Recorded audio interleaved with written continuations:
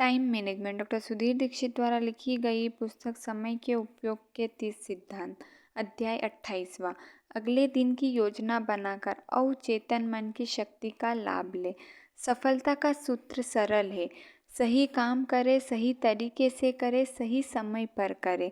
आदर्श स्थिति तो यह रहती है कि आप अगले दिन की योजना एक दिन पहले रात को बना लें। एक दिन पहले योजना बनाने का लाभ यह होता है कि आपको अवचेतन मन की शक्ति का लाभ मिल जाता है। यह साबित हो चुका है कि हमारे भीतर दो मन होते हैं, चेतन मन और अवचेतन मन। चेतन मन यानी वह मस्तिष्क जो सोचता है और जिसके बारे में हम जागरूक होते हैं। दूसरी ओर हमारे भीतर एक अवचेतन मन भी होता है जो हमें दिखाई तो नहीं देता है, लेकिन यह हमें जल्दी से और सही तरीके से काम पूरा करने के नए नए तरीके सुझा सकता है।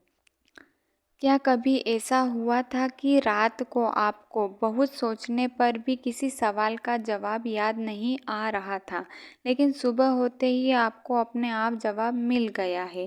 बिना सोचे हुए सब कुछ सही हो गया। ऐसा आपके अवचेतन मन के कारण हुआ था। जब आप रात को आप और आपका चेतन मन दोनों ही सो रहे थे, तो अवचेतन मन ने उस समस्या पर काम किया और सुबह होते ही जवाब आपके सामने पेश कर दिया। यह चेतन मन के लिए मुश्किल कामों की तरह है। जो काम चेतन मन के लिए मुश्किल है, उन्हें आपका अवचेतन मन चुटकियों में कर सकता है। इसलिए अवचेतन मन की शक्ति का लाभ लें और एक रात पहले ही अगले दिन की योजना बना लें। यदि आप सच में समय प्रबंधन करना चाहते हैं, तो आपको केवल चेतन मन का ही नहीं बल्कि अवचेतन मन का भी इस्तेमाल करना होगा। यही आपको ऐसे नए नए तरीके सुझाएगा जिसकी बदौलत आप कम समय में ज़्यादा काम करने के उपाय खोजने में कामयाब होंगे। एक रात पहले योजना बनाने से यह लाभ होता है कि रात भर में आपकी कार्यसूची आपके अवचेतन मन में समा जाती है।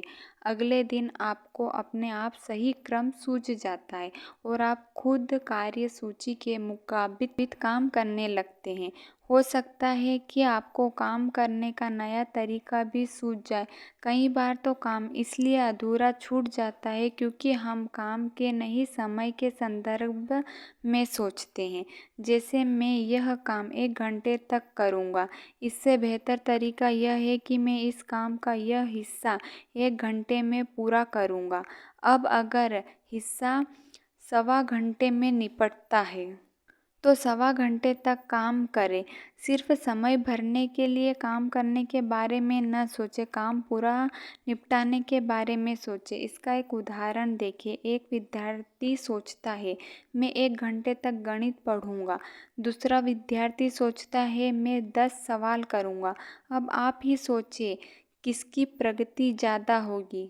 जाहिर है दूसरे विद्यार्थी की, इसलिए क्योंकि उसने काम का स्पष्ट लक्ष्य बनाया था।